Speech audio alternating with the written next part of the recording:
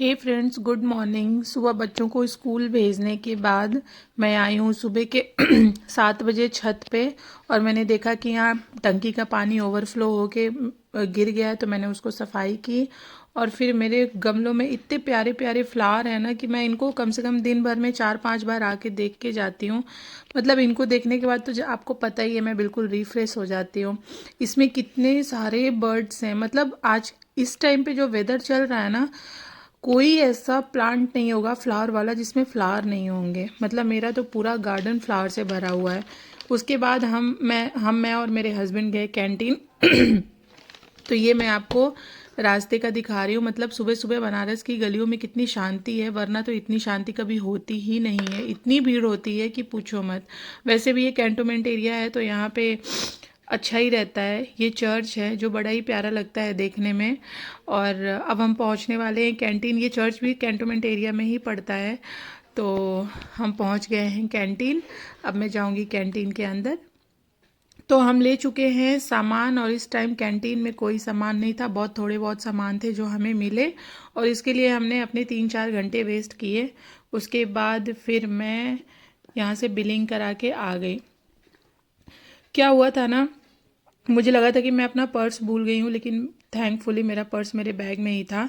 उसके बाद फिर हम लोग वहाँ से निकले और भूख लगी थी तो हमने खाए छोले भटूरे और डोसा, जो बहुत ही ज़्यादा टेस्टी थे। खाने के बाद फिर हम आ गए घर। घर आके देखा तो मेरे गार्डन में इतनी सारी बकरियां घुसी हुई थी।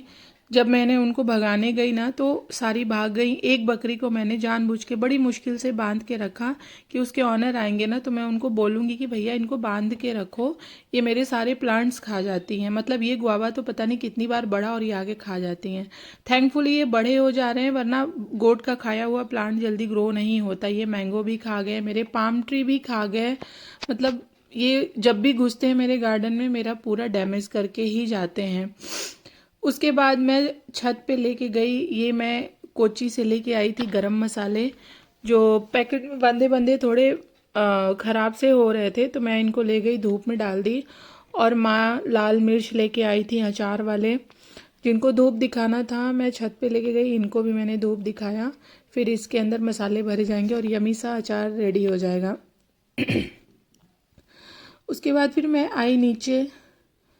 फिर मैंने बनाए मैदे के नमकीन, जो हमारे यहाँ जिसको सेवड़ा बोला जाता है, जो बच्चे भी बड़ी पसंद से खाते हैं। तो मैं थोड़ा ज़्यादा ही बना रही हूँ ताकि रहेगा तो वो खाते रहेंगे। और होली भी आ रही है, फेस्टिवल टाइम है, तो कुछ ना कुछ तो बनाना ही पड़ेगा। तो सेवड़े बनेंगे, दही बड़े बनेंगे, गुलाब जामुन बनेंगे और पता नहीं क्या क्या बनेंगे, गुजिया भी बनेगी। हाँ, तो ये मेरे सेवड़े अब बन के तैयार होने वाले हैं और मेरे बच्चे बहुत खुश होते हैं और वो खाते हैं इसको।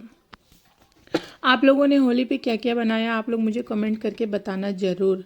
मेरे घर में इस टाइम पे पुट्टी का काम चल रहा है तो बहुत ज़्यादा तो नहीं हो पा रहा है। हाँ, लेकिन कुछ ना कुछ बना दूंगी मैं भी। मैदा थोड़ा, ये ना, मैंने 2 टाइप के सेवड़े बनाए हुए हैं, एक मैदे का और एक सूजी का। सूजी वाले मैंने फर्स्ट टाइम बनाए तो शायद वो उसमें कुछ तो कमी रह गई थी जिसकी वजह से वो हार्ड बने हुए हैं। बट मैदे वाले अच्छे बने हुए हैं। ये कुछ शेप्स के बच्चों के क्ले मोल्डिंग के शेप्स थे जिनके हेल्प से मैंने ये सेवड़े बनाए। और बाकी तो मैंने नाइफ़ कट करके ही बनाए। ये मैंने काजू के शेप का बनाया, कुछ ट्रायंगल शेप का बनाया, कुछ स्क्वायर शेप का बनाया, और जो अलग अलग शेप में दिख रहे थे और अच्छे लग रहे थे। उसके बाद फिर बनाने के बाद मैंने इसमें थोड़ी लाल मिर्च और थोड़े चाट मसाले डाले, जिसके बाद ये और भी ज़्यादा टेस्टी हो गए। फिर मैंने अपने बेटे को दिया खाने के लिए और वो खा खा के इसकी तारीफ़ कर रहा था। बच्चों को ये बहुत ही पसंद आती है, तो नेक्स्ट टाइम ट्राई करूँगी, इनको थोड़ा और अच्छे से बनाऊँगी ताकि ये थोड़े सॉफ्ट बने। तो जैसा मैंने बताया कि मेरे घर में पुट्टी चल रही है, फेस्टिवल का टाइम है और पूरा घर उथल पुथल हुआ है। समझ में नहीं आता है कि क्या काम करें, कहाँ से करें, और गंदगी अच्छी नहीं लगती है, लेकिन फिर भी क्या करें। तो ये देखिए पूरे दीवार में सीलन हो चुकी है, जिसको हम लोग सही करवा रहे हैं, लेकिन पता नहीं, लोग बोलते हैं कि सीलन वाली दीवार सही नहीं होती है। तो क्या ये सही होता है, ये भी आप लोग मुझे बताना, और होता है तो कैसे होता है।